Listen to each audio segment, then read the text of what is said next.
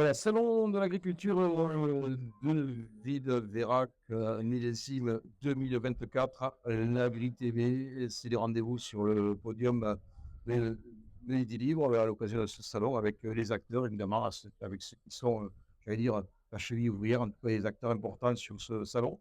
Cédric Sor, bonjour. Bonjour à vous. Vous êtes responsable de la mutualité sociale agricole, c'est ça?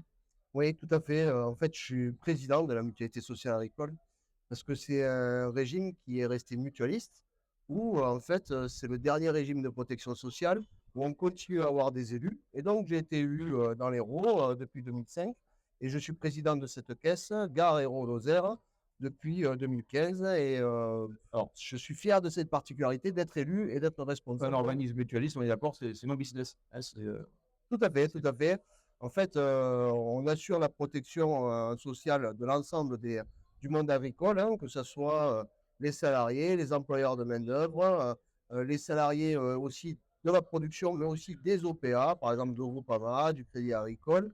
Et tout ce monde-là va en 2025 procéder à nouveau à des élections où je remettrai mon mandat. Et notre objectif, c'est d'accompagner ces adhérents comme vous le disiez, de manière mutualiste voilà. et à travers une spécificité qui est le guichet unique. Voilà, c'est-à-dire que du début jusqu'à la fin de sa vie, il y a un seul interlocuteur, tant qu'on est dans ce monde agricole, c'est la MSA. Tout à fait, c'est ça. Alors, c'est une particularité. Hein. Les gens qui ne sont pas dans ce régime de protection sociale, qui est le deuxième régime de protection sociale en France, eh bien, ils ne savent pas, nous, on a un seul interlocuteur. Et par ailleurs, aussi, comme on l'évoquait à l'instant, on a 400 et quelques élus qui maillent tout le territoire dans chaque canton. 469, si j'ai bien pris mes notes. Hein. Voilà, tout à fait, c'est ça. 469 élus pour la caisse Languedoc. Ça veut dire que dans chaque canton, vous avez des agriculteurs, des salariés, des employeurs de main-d'œuvre que vous pouvez interpeller quand vous avez une problématique. Et cette proximité n'existe nulle part ailleurs. Le territoire est bien maillé, donc c'est rassurant hein, quand on est à la MSA, eh bien, pas loin de chez vous, pas loin de votre exploitation, pas loin de votre magasin, mais il y a quelqu'un qui va répondre à votre question sur la couverture sociale, sur la vieillesse, sur la santé, c'est ça, parce que vous occupez les 360 degrés de la vie de l'agriculteur. Hein, oui, on a l'habitude de dire de la naissance jusqu'au décès. Bon, c'est le sens de l'histoire pour tous. Mais ouais, oui, on essaye d'apporter l'ensemble des services qu'on doit apporter dans la protection sociale, voire plus encore. On essaie aussi d'apporter des services associatifs. On est dans une conception, très souvent, la politique publique dit on va se rapprocher du monde rural, on va faire le dernier kilomètre. Nous, on dit en fait, on fait, nous, déjà, le premier kilomètre. voilà, Parce qu'on part du monde rural et on remonte vers la protection sociale. Alors, on voit que l'agriculture est en crise. Hein. On en a eu la preuve il y a quelques mois dans les rues de France. Est-ce que vous avez des inquiétudes par rapport à l'avenir? Ah, c'est toujours pareil. Hein. En effet, vous le soulignez, il y a une mobilisation du monde agricole qu'on n'avait pas vu depuis très très longtemps. On est dans un contexte économique que l'on connaît tous hein, et politique actuellement qui est particulièrement violent pour l'ensemble des entreprises et de nos salariés aussi du monde agricole. Ce qui n'empêche que quand vous faites le salon aujourd'hui, vous voyez des gens qui innovent parce que l'agriculture a toujours innové, on s'est toujours adapté. Moi, par exemple, je suis né en 73, les dates de récolte n'étaient pas les mêmes qu'aujourd'hui. Ça fait déjà 20 ans que nous constatons le réchauffement climatique et ça fait 20 ans qu'on est en transition dans nos pratiques. Et du coup, sur le monde agricole, oui, forcément, je suis inquiet parce que je suis agriculteur et j'aimerais bien qu'on ait plus de revenus, plus de dignité, plus de plaisir à travailler dans notre métier. Mais faites de constater que quand vous faites le tour aujourd'hui de ce salon, vous voyez des agriculteurs qui innovent, qui sont performants. Et on est d'ailleurs une des seules caisses de France où on n'est pas en baisse du nombre d'actifs pour l'instant encore. Donc on espère que ça va durer et que l'agriculteur est résilient quelque part. Il résiste, hein, un peu comme, j'allais dire, comme le territoire, on s'adapte. Hein. L'agriculteur s'adapte au territoire. Avec quand même, je pense qu'il faudra encore convenir une évolution dans la manière de cultiver, avec ces contextes difficiles, que ce soit du point de vue météorologique, mais également du point de vue environnemental, avec la concurrence qui arrive un peu partout. Ça va être pas facile quand même. Non, mais c'est certain. L'agriculture de la MSA Languedoc, Gare et Lozère, c'est une agriculture quelque part qui est méditerranéenne. Donc, c'est un secteur qui est multisinistré. Quelque part, on est aux avant-postes du réchauffement climatique. On le voit sur nos exploitations, mais pour autant, je vous dis, la transition, c'est dans notre ADN, hein, les agriculteurs. Hein.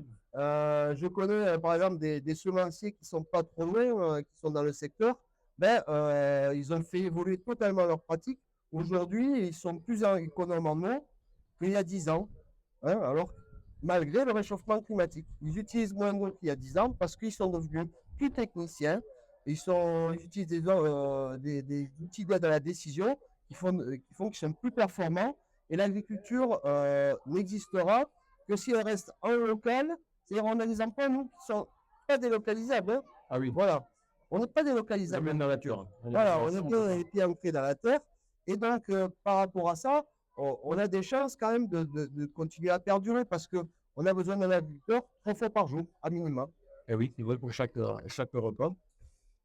Par rapport à la concurrence, je vais dire internationale, vous avez des craintes ou on a vraiment les moyens de lutter? Bon, on sort un petit peu du cadre de ça là. Hein, mais... Non, mais très souvent, on nous interroge sur le coût du travail, le coût de la protection sociale, le système à la française, on va dire quelque part.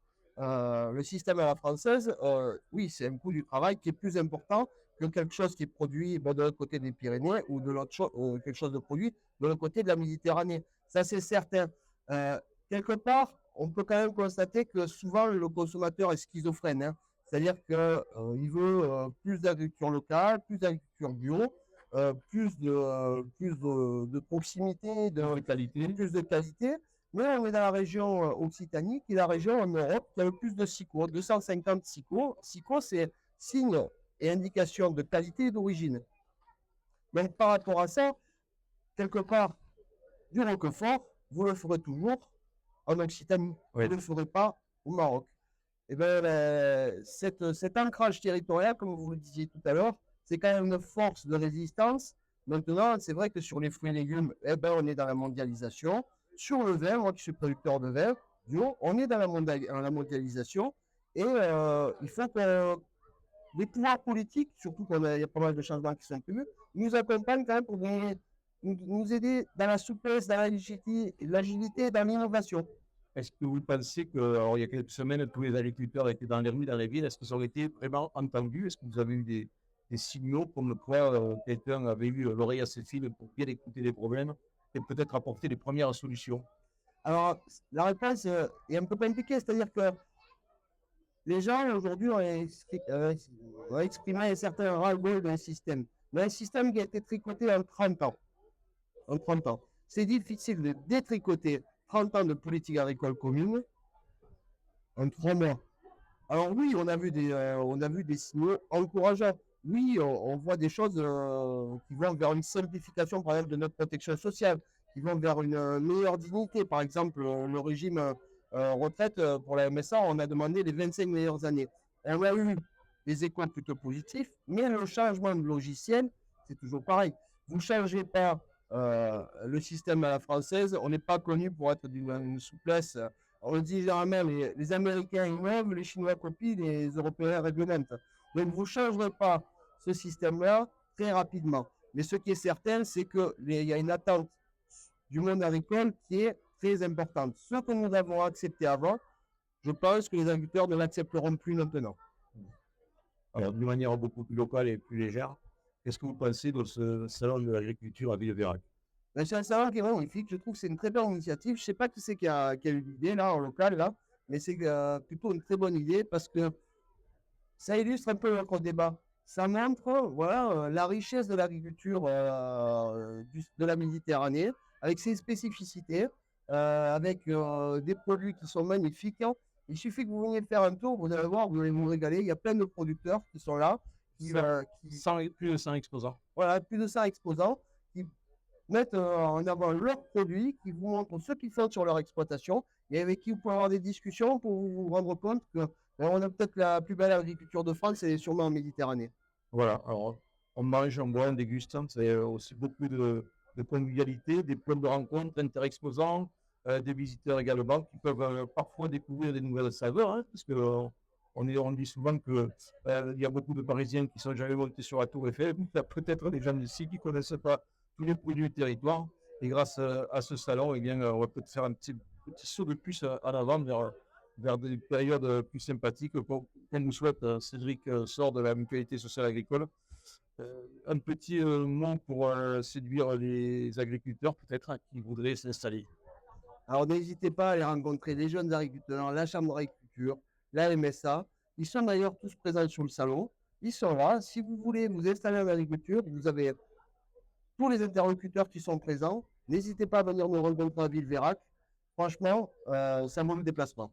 Voilà, ils ont les bras ouverts, ils vous attendent, ils sont sympathiques hein, et puis il y a des exploitations agricoles à céder. Donc si vous voulez peut-être changer de ville, vous laissez dans un nouveau projet, eh bien ils sont tous là pour vous renseigner, pour vous rassurer, pour vous aider à construire peut-être quelque chose ici sur cette terre héroltaise. Merci Cédric Sor et excellent salon de l'agriculture.